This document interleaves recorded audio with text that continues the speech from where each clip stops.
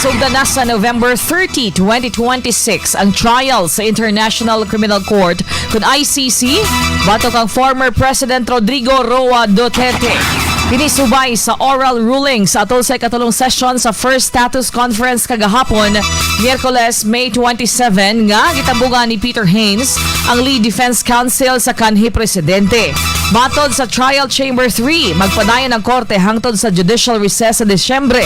Apan mahimog gihapong i-adjust ang schedule depende sa mahimong resulta sa bagong assessment sa kahimtang sa panglawas ni Fprrd kung siya ba fit to stand the trial. Gimanduan sab ang defense ug prosecution nga magpasa og joint letter of instruction alang sa tulo ka mga medical experts nga una nang mi-check ang Duterte, samtang gimanduan sab ang registry nga sayron ang availability sa nahisgutan.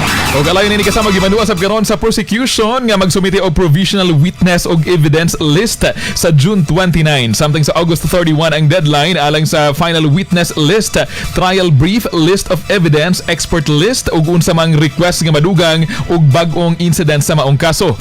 Samtang kinahanglan nga magpasa og indication of issues og depensa sa October 30.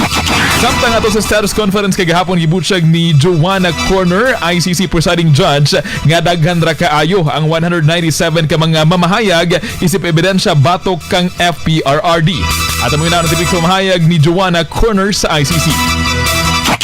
197 speeches seems to me, on the face of it, and without probably not the right word, but it seems to me too much.